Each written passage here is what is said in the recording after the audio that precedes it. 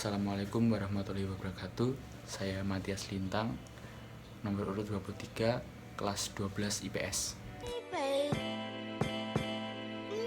Negara yang pertama kali mengakui kedaulatan Indonesia ialah Mesir pada 22 Maret 1946 dikarenakan Indonesia dan Mesir mempunyai mayoritas penduduk beragama Islam terbesar sehingga mempunyai keterkaitan batin dan emosional yang kuat. Negara kedua adalah India pada 18 Mei 1946 dikarenakan Indonesia pernah mengirim 500 ton beras kepada India yang mengalami kelaparan dan kemiskinan kala itu. Negara ketiga adalah Australia pada 27 Desember 1949 dikarenakan Australia mempunyai prinsip bahwa sebuah negara yang baru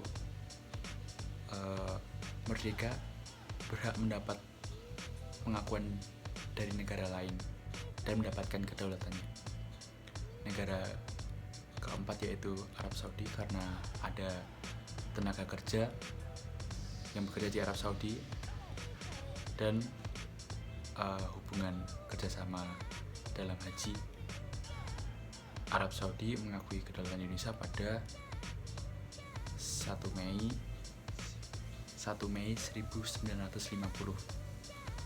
dan yang terakhir Vatikan pada 6 Juli 1947 dikarenakan gereja-gereja yang ada di Indonesia diserang waktu agresi militer.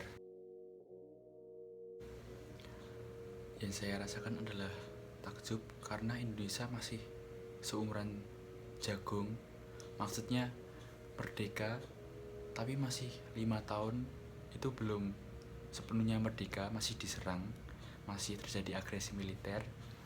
Dan yang membuat saya takjub itu adalah para diplomat yang bertanggung jawab untuk mendapatkan pengakuan bangsa lain.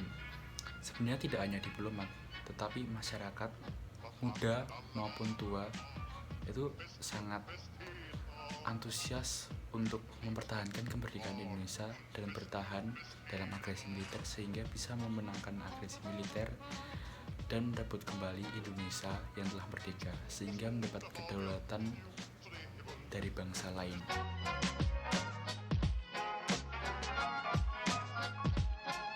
Kiai Haji Agus Salim merupakan tokoh penting Indonesia yang sangat cerdas. Ia merupakan lulusan terbaik di sekolahnya sehingga berani mengajukan beasiswa pada pemerintah Belanda tetapi ditolak. Kala itu ia menginginkan beasiswa kedokteran di Belanda, ditolak oleh Belanda. Namun sebaliknya Era Kartini mendapat beasiswa untuk melanjutkan sekolah ke Belanda. Tetapi menurut adat istiadat Jawa, suami dan istri sebaliknya Era Kartini sudah menikah. Sesuai adat istiadat mengatakan bahwasanya suami dan istri tidak boleh mempunyai hubungan yang jauh.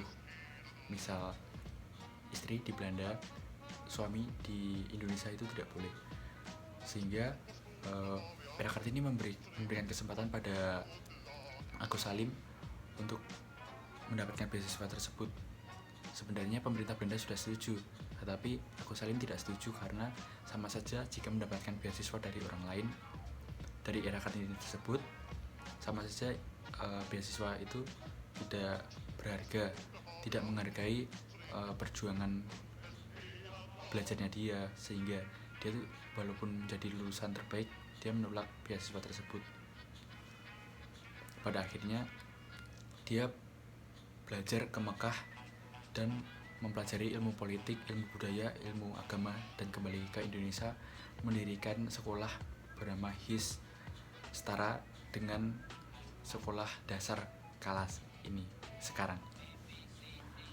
Dan di masa kemerdekaan beliau dilantik menjadi anggota Dewan Pertimbangan Agung atau DPA dan dipercaya karena kerjanya bagus dipercaya menjadi Menteri Muda Luar Negeri pada kabinet Syafir Syahrir 1 dan 2, Kabinet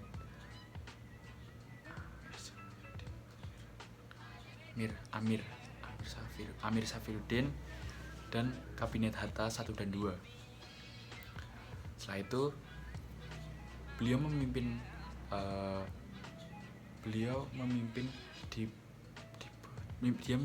memimpin diplomatik di negara Timur Tengah pada tahun 1947 untuk mendapatkan pengakuan kedaulatan Indonesia.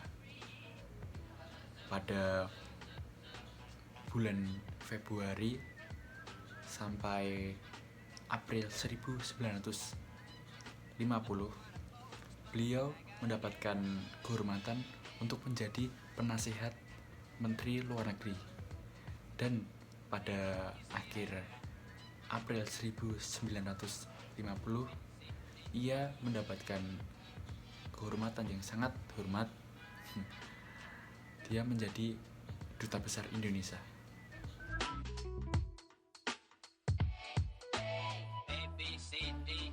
Perkembangan radio. Pada 1896, seorang kaya raya berasal dari Italia, berasal G. Marconi, mendapatkan hak paten terhadap telegram nirkabel yang menjadi titik perkembangan radio jarak dekat. 1 tahun kemudian, pada 97, dia mengumumkan bahwa telah menemukan suatu teknologi sehingga bisa membantu telegram nirkabel itu bisa berguna dalam jarak yang lebih jauh. Pada 1899, ia pertama kali menggunakan telegram nirkabel untuk berkomunikasi antara Prancis dan Inggris di Selat Inggris. Pada 1906, seorang dokter bernama Dr. Lipovus menemukan tabung elektron yang merupakan komponen pada radio tetapi masih lemah. 1912, seorang bernama Edwin Howard Armstrong menemukan radio amplifier atau dikenal sebagai AM.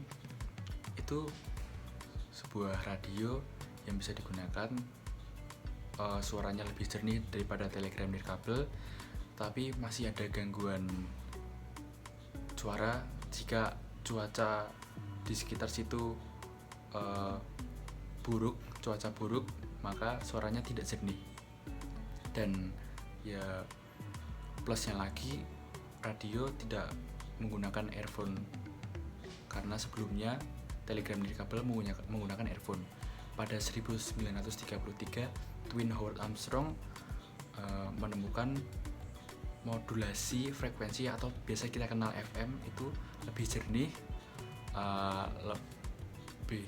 tidak memakai earphone juga, tidak terganggu oleh cuaca. Bagaimanapun cuacanya tidak terganggu suara frekuensinya, tetapi karena masalah depresi ekonomi waktu itu di negara tersebut, di Inggris, jadi tidak bisa disebarkan secara luas pada tahun 1933 itu.